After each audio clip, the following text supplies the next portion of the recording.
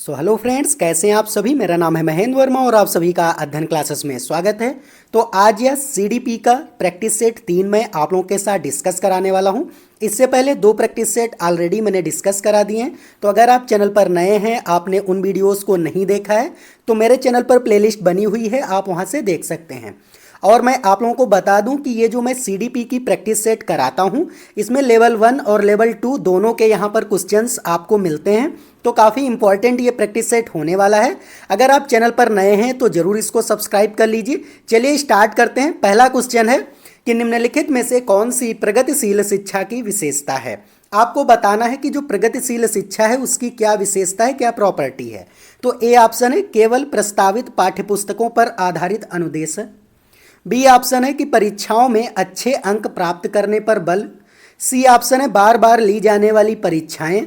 या फिर समय सारणी और बैठने की व्यवस्था में लचीलापन। तो जो एक प्रगतिशील शिक्षा होती है उसमें समय सारणी और बैठने की जो व्यवस्था होती है उसमें फ्लेक्सिबिलिटी होती है।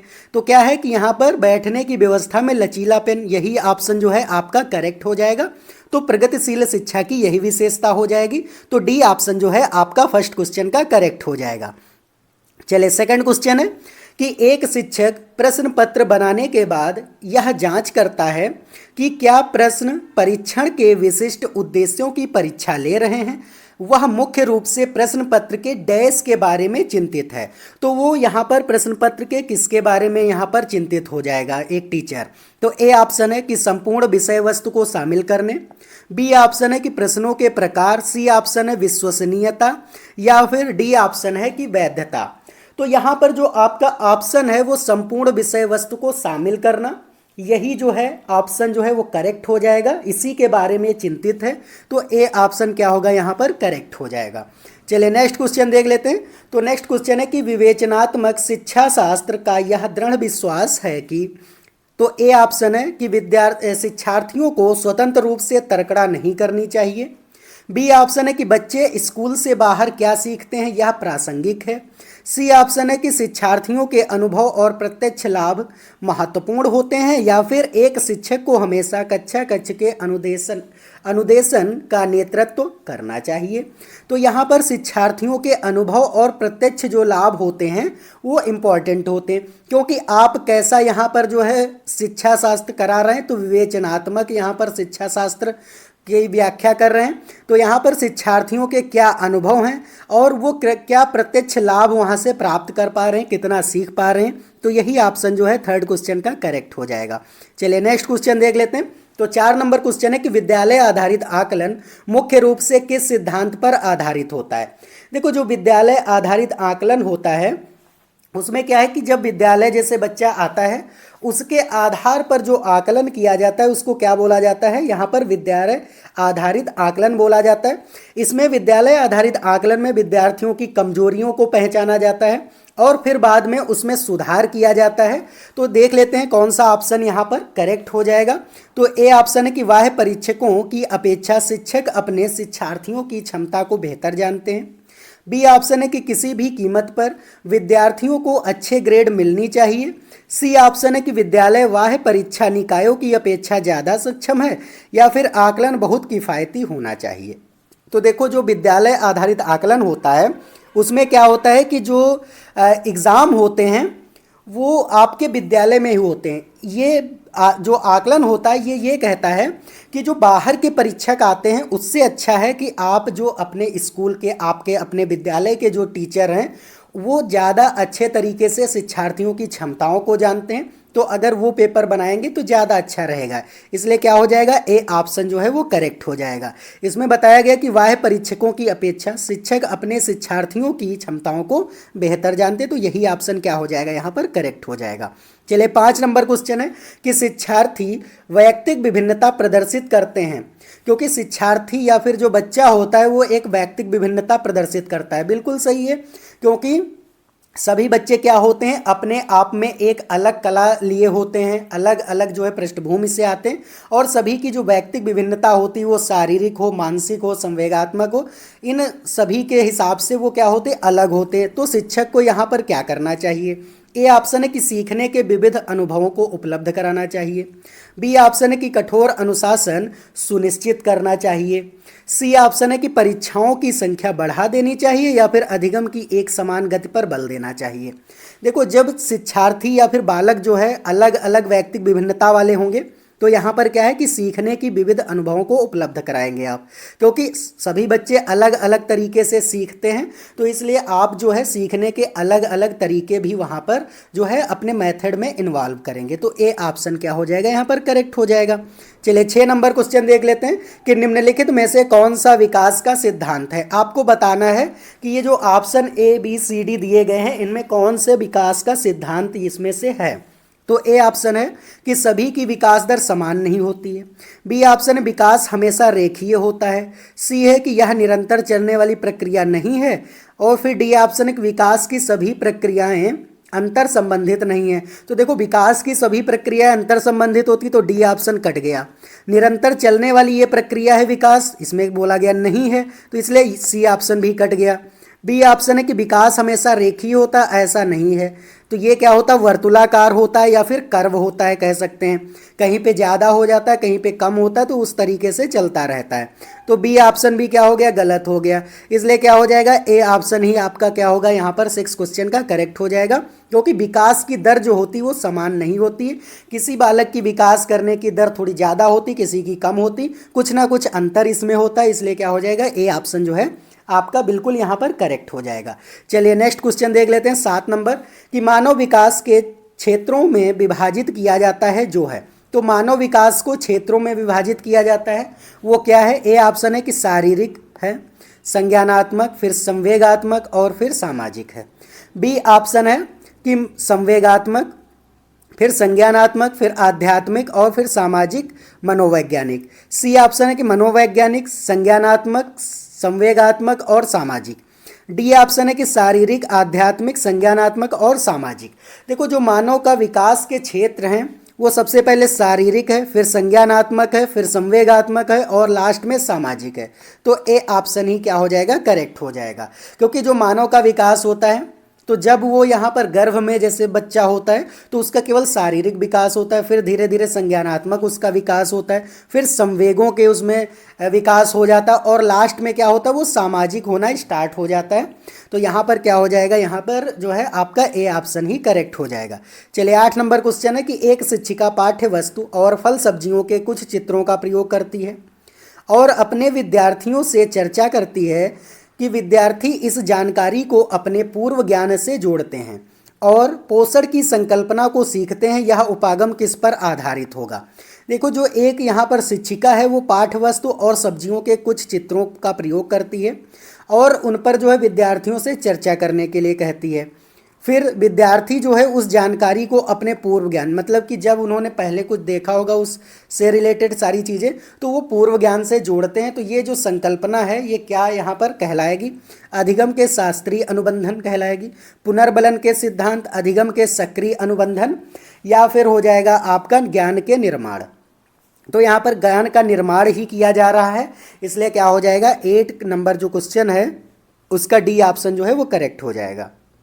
चलिए 9 नंबर क्वेश्चन है कि जब बच्चे की दादी उसे उसकी माँ की गोद से लेती तो बच्चा रोने लगता है, बच्चा डैश के कारण रोता है। तो आपने देखा होगा कि अपनी माँ के पास अगर बच्चा होता है, फिर उसकी दादी लेती हैं या फिर कोई और व्यक्ति या फिर और कोई सदस्य घर का लेता है उस बच्चे को, तो वो रोने लगता है। ऐसा वो क्यों करता है ये आपको बताना है। तो वो ए ऑप्शन है कि सामाजिक दुश्चिंता, संवेगात्मक दुश्चिंता, सी ऑप्शन है अजनबी दुश्चिंता और डी ऑप्शन है वियोग दुश्चिंता। तो यहाँ पर क्या हो जाएगा, बी ऑप्शन ही करेक्ट हो जाएगा। उसमें क्या होता है, संवेगात्मक दुश्चिंता का यहाँ पर प्रभाव होता है, इसी के कारण वो रोने लगता है। तो 9 नंबर क्वेश्चन जो है उसका बी ऑप्शन जो है वहाँ पर करेक्ट हो जाएगा। चलिए नेक्स्ट क्वेश्चन देख लेते हैं। तो 10 नंबर क्वेश्चन है कि शिक्षा के संदर्भ में सामाजिकरण से क्या तात्पर्य है। ए ऑप्शन है कि अपने सामाजिक मानदंड बनाना, बी ऑप्शन है कि समाज में बड़ों का सम्मान करना, सी ऑप्शन है सामाजिक वातावरण में अनुकूल और समायोजन करना, या फिर सामाजिक मानदंडों का सदैव अनुपालन करना। देखो, शिक्षा के संदर्भ में सामाजिकरण जो होता है वो सामाजिक वातावरण में अनुकूलन बनाना और उसमें समायोजन करना ही यहाँ पर इसका तात्पर्य, इसलिए क्या हो जाएगा, सी ऑप्शन जो है वो करेक्ट हो जाएगा। चलिए 11 नंबर क्वेश्चन है कि राज्य स्तर की एक एकल गायन प्रतियोगिता के लिए विद्यार्थियों को तैयार करते समय एक विद्यालय लड़कियों को वरीयता देता है। मतलब यहाँ पर गर्ल को क्या करता है, वरीयता दे देता है, यहाँ पर ज़्यादा इंपॉर्टेंस देता है। तो यह दर्शाता है वैश्विक प्रवृत्तियाँ, प्रयोजनात्मक उपागम, प्रगतिशील चिंतन या फिर लैंगिक पूर्वाग्रह। तो यहाँ पर जो भी अगर किसी एक जेंडर को कोई भी अगर क्वेश्चन आपके एग्जाम में आए और उसमें चाहे बॉय को यहाँ पर प्रेफरेंस दी जा रही हो या फिर एक गर्ल को दी जा रही हो, तो यहाँ पर लैंगिक पूर्वाग्रह हो जाएगा, ये आपको ध्यान रखना है। तो यही जो है 11 नंबर क्वेश्चन का डी ऑप्शन यहाँ पर करेक्ट हो जाएगा। चलिए नेक्स्ट क्वेश्चन देख लेते हैं। नेक्स्ट क्वेश्चन है कि लेव वाइगोत्स्की बच्चों के सीखने में निम्नलिखित में से किस कारक की महत्वपूर्ण भूमिका पर बल देते हैं। तो यहाँ पर ए ऑप्शन है कि आनुवांशिक पर देते हैं, नैतिक पर देते हैं, सामाजिक यहाँ पर है, और यहाँ पर हो जाएगा शारीरिक और सामाजिक। तो देखो जब भी लेव वाइगोत्स्की आपको मिले तो वहाँ पर या तो संज्ञानात्मक लिखा हो, संज्ञानात्मक हो, या फिर सामाजिक हो, सामाजिक है। तो ये जो भी वर्ड हैं ये आपके लेव वाइगोत्स्की से जुड़े हुए हैं, इसलिए क्या हो जाएगा, डी ऑप्शन ही यहाँ पर करेक्ट हो जाएगा। चलिए नेक्स्ट क्वेश्चन देख लेते हैं कि एक शिक्षिका अपने शिक्षार्थियों के विभिन्न अधिगम शैलियों को संतुष्ट करने के लिए वह विविधपूर्ण कार्यों का उपयोग करती है, वह डैश से प्रभावित है। तो यहाँ पर शिक्षिका जो है वो किससे प्रभावित है, कोहलबर्ग के नैतिक विकास के सिद्धांत पर, गार्डनर के बहुबुद्धि सिद्धांत पर, या फिर वाइगोत्स्की के सामाजिक सांस्कृतिक सिद्धांत पर, या फिर पियाजे के संज्ञानात्मक विकास के सिद्धांत पर। देखो यहाँ पर जो शिक्षिका है वो अपने शिक्षार्थियों को अधिगम जो शैलियाँ से हैं वो अलग अलग जो है अधिगम शैली का उपयोग करती है। तो यहाँ पर क्या है, बहुबुद्धि सिद्धांत पर वो यहाँ पर है, हार्वर्ड गार्डनर के बहुबुद्धि सिद्धांत से वो प्रभावित है, इसलिए क्या हो जाएगा, बी ऑप्शन जो है वो करेक्ट हो जाएगा।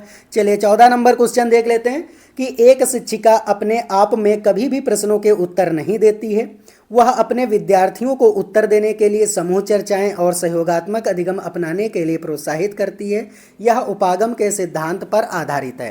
तो ए ऑप्शन है अनुदेशात्मक सामग्री के उचित संगठन पर है, अच्छा उदाहरण प्रस्तुत करना और भूमिका प्रतिरूप बनाना, सी ऑप्शन है सीखने की तत्परता या फिर सक्रिय भागीदारिता। तो यहाँ पर क्या हो जाएगा, सक्रिय भागीदारिता, क्योंकि शिक्षिका यहाँ पर खुद से वो प्रश्नों के उत्तर नहीं देती, बच्चों से कहती कि आप जो है सहयोगात्मक अधिगम अपनाने के लिए प्रोत्साहित करती, इसका मतलब है वो सक्रिय भागीदारिता की तरफ यहाँ पर आधारित उपागम हो जाएगा। तो डी ऑप्शन जो है वो आपका करेक्ट हो जाएगा। चलिए नेक्स्ट क्वेश्चन देख लेते हैं। 15 नंबर क्वेश्चन है कि निम्नलिखित में से कौन सा शिक्षक से संबंधित अधिगम को प्रभावित करने वाला कारक है। ये इसमें आपको बताना है ABCD में कि यहाँ पर शिक्षक से संबंधित अधिगम को प्रभावित कौन सा यहाँ पर ऑप्शन कर रहा है। तो बैठने की उचित व्यवस्था, बी ऑप्शन है कि शिक्षण अधिगम संसाधनों की उपलब्धता, सी ऑप्शन है विषय वस्तु या अधिगम अनुभव की प्रकृति, या फिर विषय वस्तु में प्रवीणता। चलिए बताइए यहाँ पर कौन सा हो जाएगा, तो विषय वस्तु में प्रवीणता ही हो जाएगा, क्योंकि यहाँ पर क्या है कि शिक्षक से संबंधित अधिगम, देखो टीचर यहाँ पर क्या है, अधिगम से बोला गया है शिक्षक के, तो यहाँ पर उसमें क्या होना चाहिए, शिक्षक प्रवीण होना चाहिए उस विषय वस्तु में, इसलिए हो जाएगा यहाँ पर डी ऑप्शन करेक्ट। चलिए 16 नंबर क्वेश्चन देख लेते हैं कि कोहलबर्ग के अनुसार, यहाँ पर कोहलबर्ग भी कहते हैं, कोहलबर्ग भी बोलते हैं इसको, तो कोहलबर्ग के अनुसार शिक्षक बच्चों में नैतिक मूल्यों का विकास कर सकता है। तो यहाँ पर वो जो क्या है कि नैतिक जो है मूल्यों का विकास कैसे कर सकता है, तो ए ऑप्शन है कि धार्मिक शिक्षा को महत्व देकर, बी ऑप्शन है व्यवहार में स्पष्ट नियम बताकर, या फिर व्यवहार के स्पष्ट नियम बताकर, सी ऑप्शन है कि नैतिक मुद्दों पर आधारित चर्चाओं में उन्हें शामिल करके, या फिर कैसे व्यवहार किया जाना चाहिए उस पर कठोर निर्देश देकर।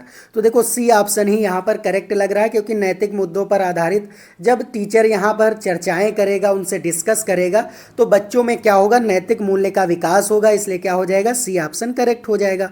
चलिए 17 नंबर क्वेश्चन है कि छोटे शिक्षार्थियों को कक्षा कक्ष में समवयस्कों के साथ अंतःक्रिया करने के लिए प्रोत्साहित करना चाहिए, जिससे ए ऑप्शन है कि वे एक दूसरे से प्रश्नों के उत्तर सीख सकें, बी ऑप्शन है कि पाठ्यक्रम को बहुत जल्दी पूरा किया जा सके, सी ऑप्शन है कि वे पढ़ने के दौरान सामाजिक कौशल सीख सकें, या फिर शिक्षक कक्षा कक्ष को बेहतर तरीके से यहाँ पर नियंत्रित कर सके। चलिए बताइए यहाँ पर कौन सा ऑप्शन जो है वो करेक्ट होगा। बिल्कुल यहाँ पर सी ऑप्शन जो होगा वो करेक्ट हो जाएगा कि वे पढ़ने के दौरान सामाजिक कौशल भी सीख सके। इसलिए यहाँ पर जो है छोटे शिक्षार्थियों को कक्षा कक्ष में समवयस्कों के साथ में अंतःक्रिया करने के लिए प्रोत्साहित करता है टीचर। क्योंकि जब अपने समान के बच्चों के साथ या फिर अपने हम एज के या फिर हम ग्रुप के साथ में जब बच्चे जो है यहाँ पर अंतःक्रिया करते हैं तो वो सामाजिक कौशल सीखते हैं। ये आपको ध्यान रखना है, एकदम सी ऑप्शन यहाँ पर करेक्ट हो जाएगा।